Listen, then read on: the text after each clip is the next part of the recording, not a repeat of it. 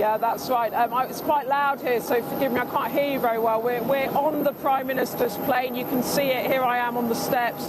We've just touched down in California where we're refueling. He is halfway round the globe to attend the Samoa Chogam Summit. He wants to talk about the Commonwealth. He wants to talk about trade. But he's been rather waylaid, may I say, about this story around the Trump team accusing the Labour Party of election interference and picking up complaints around party activists going over to volunteer for the Kamala Harris campaign. There was a LinkedIn post from a Labour operative calling for volunteers, talking about giving accommodation, and the Trump team have jumped on this and said it's election interference. Under election rules here in the US, a foreign individual can't spend more than $1,000 helping a campaign. It's also the case that some of the Prime Minister's top team went to the Democratic National Convention. This too raised in the letter. Well, from the Labour Party's point of view, there's nothing untoward here.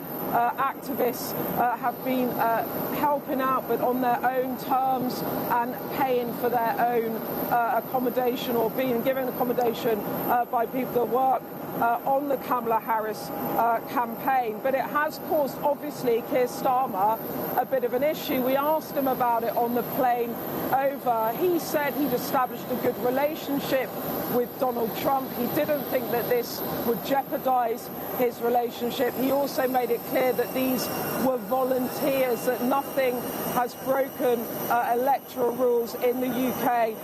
On background, I've been talking to some of those around Keir Starmer.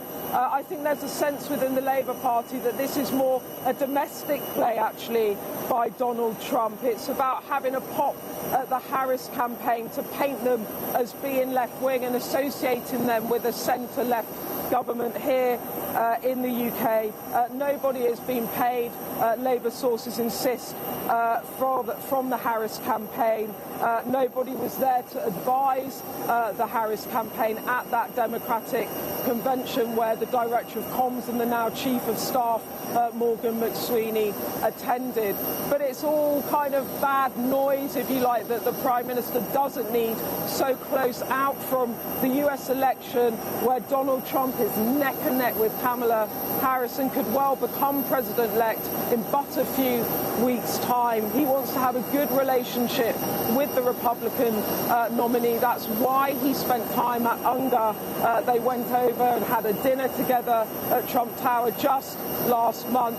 I think the Labour Party will put out a statement about this imminently. They will want it to die down. But it's a distraction for a Prime Minister that's now having to deal with an issue with one of the UK's closest allies when he's looking to the Pacific Islands to meet up with leaders from the Commonwealth. Beth, I don't know if you can hear me clearly, but did you get the sense that he was angry about all of this? And I fully understand all the context that you're giving there, that obviously was given to you on background by members of his team. But I guess my question is he annoyed and angry with the Labour Party's head of operations for her initial social media post that made this slightly abnormal? Sorry, Wilf, I didn't get any sense from the Prime Minister. We asked him this question in our huddle where we asked him questions on the way over. Obviously, we asked him about this. He didn't seem angry at all. What he actually sought to do was just try to calm it down. He said these were Labour volunteers. The party hasn't paid for this. They've done it in their own capacity. He said he did not think, when he was asked, do you think it could jeopardise your relationship, he simply said no. I've built up a good working relationship with Donald Trump.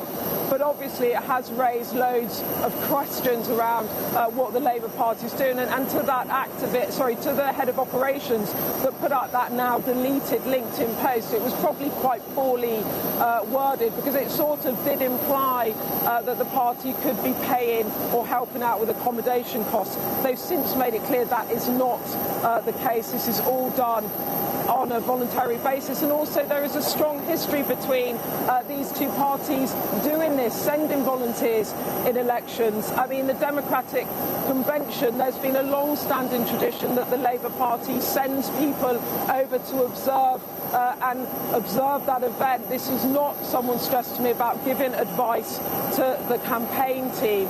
Subsequently, there have been Labour advisers that have been talking to Kamala Harris, like Deborah Matheson or Kamala Harris's team, but they no longer work for the Keir Starmer government. So I think from a government perspective back home, they'll be hoping that this dies down.